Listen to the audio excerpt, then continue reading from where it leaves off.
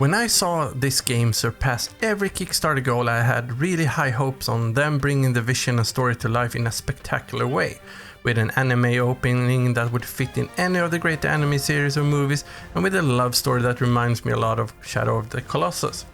Add also a game mechanic that lets you build your own army of resurrected enemies. Sword of the Necromancer should be a great new game in the Dungeon-Crawler Action RPG genre. Yet it feels like the game consists of a game with a roguelike add-on, added just to land in that genre instead of standing on their own.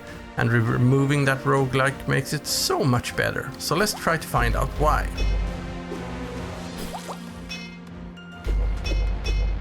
Drawing inspiration from Enter the Gungeon and Zelda A Link to the Past, developers Grimorio of Games place you in this 8-bit world where flashback and cutscene segments are presented in a visual novelesque way.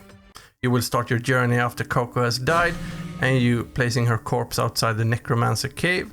Filled with despair, you will navigate Tama into the cave in search for the forbidden power of necromancy.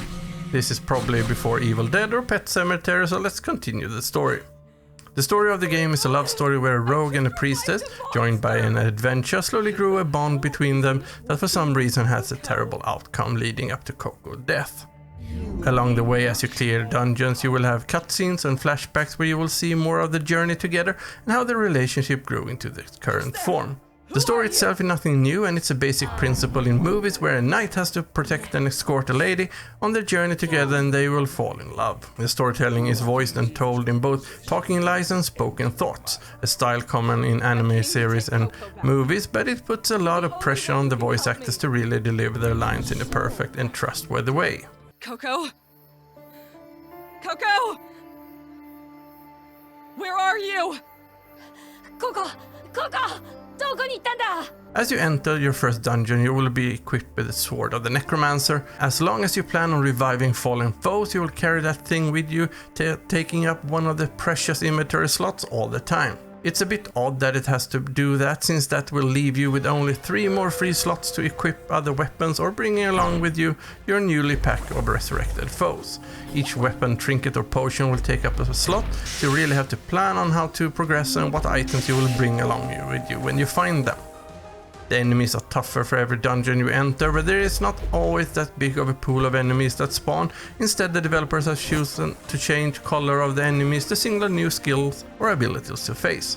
Weapons can be upgraded back at camp with the resources you will find by, in a true Zelda style, break every pot you can find all over the dungeon. Resurrected foes can, like you, level up, and in doing so will help you out even more. But there is something missing when it comes to how they act when you have spawned them into action.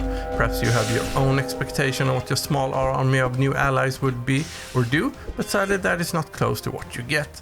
Instead, you will notice they seem to be lacking something when it comes to how they move and act. They will not follow you, so if you spawn them entering a room and halfway through meet new foes, you can be sure you have to return to collect them and then spawning them close to a new threat in front of you. A thing that could easily be addressed with a spawn timer on them, so you can respawn them at any location after a certain time. There is a setting for that, but we will talk about them shortly. Every dungeon has its end boss you have to face in order to progress to the next dungeon, and here you can choose if you want to bring your loot and fight for yourself, or if you want to bring a pack of new friends to do the fighting for you. After a successful battle, you will have 2 choices: leave the dungeon or stash whatever you want and then continue your journey. You can even stash resurrected foes like a Pokemon trainer. The roguelike part of the game will strip you off your gear and levels if you die, but if you really want to experience the game in how I think it shows its best story and gameplay, I highly recommend you to switch off everything roguelike in the settings, and experience an adventure game where slaying monsters and trying to revive a loved one is the best reward. Sword of the Necromancer is, without the roguelike elements, a great dungeon-crawler action RPG on its own. Because when you enter the world of roguelikes, everything needs to be working 100%, with no small element that can cause you to die or lose all your precious levels and gear.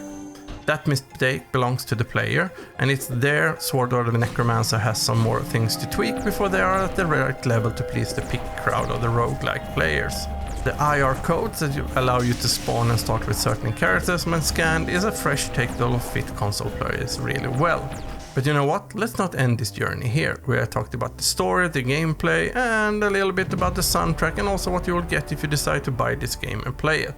So to give you a chance to experience even more amazing indie games, I have added another video that I think that you will love to the upcoming end screen. So I will see you there, and until next time, stay safe and stay awesome.